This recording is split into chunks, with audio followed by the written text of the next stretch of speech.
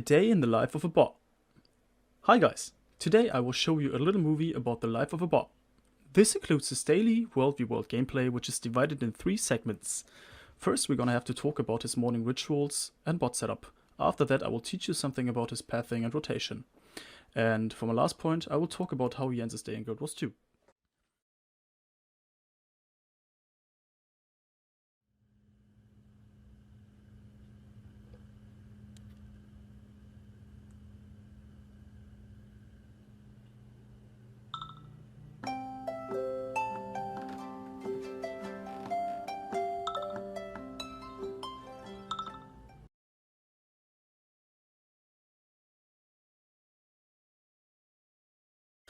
They wake up early in the morning.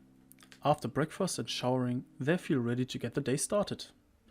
The life of a bot is pretty hard, to be honest.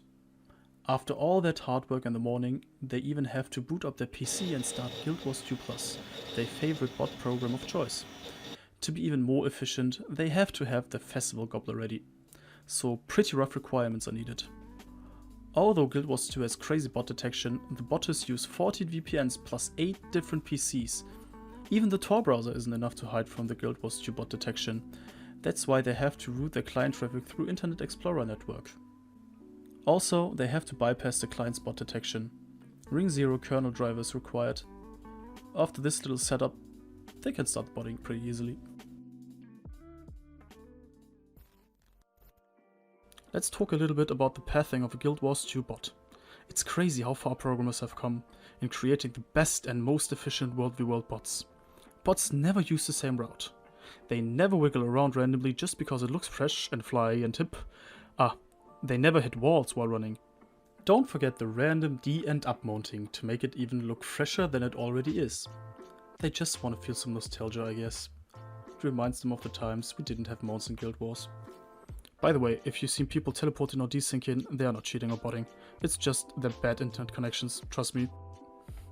They also know when guard, camps and dolyaks will be ready, so they don't have to wait long times and be fast and efficient as possible.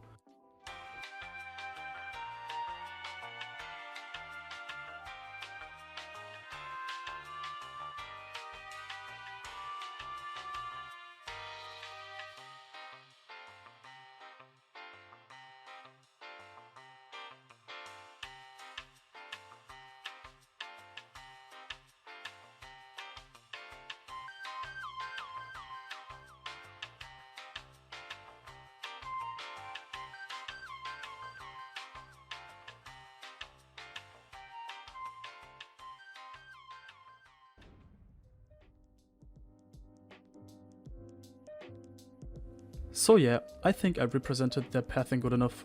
Let's talk some more about the crazy DPS rotations on guards, pack dolyaks and camps.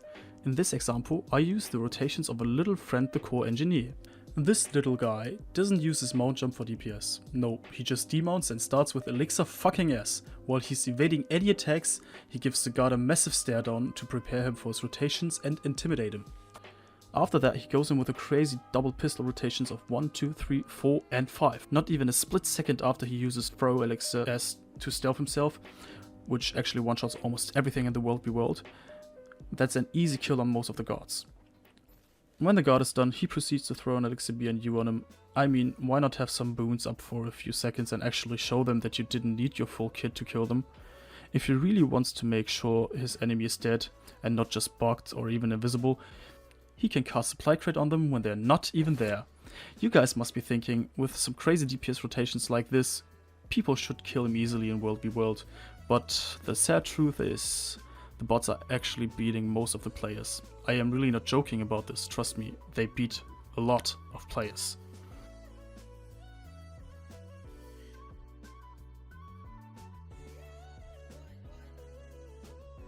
Let's talk about how they end their day in Guild Wars 2. After a hard day of work, most of the bots feel lonely. This is why they meet up with other bots. That's where the variety of most bot programs comes in handy. Because of all the different routes they use, bots have a pretty hard time to find their friends over the course of the day. Almost all bot programs don't use the same routes. This here is a pretty rare example of a bot friend meeting up to be happy. After they find each other, they start to run together and beat everything. This is the power of real love, real feelings and real emotions. After running together for a few hours, one of them always has to log off first. That's where Alter 4 comes in handy.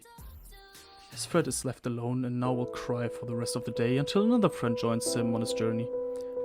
One bot finished his day, while another one has just started his one. Pretty much the cycle of life as a bot. I hope you have got a good image about what the life of a bot is all about. Thank you guys for watching. No bots were harmed in the process.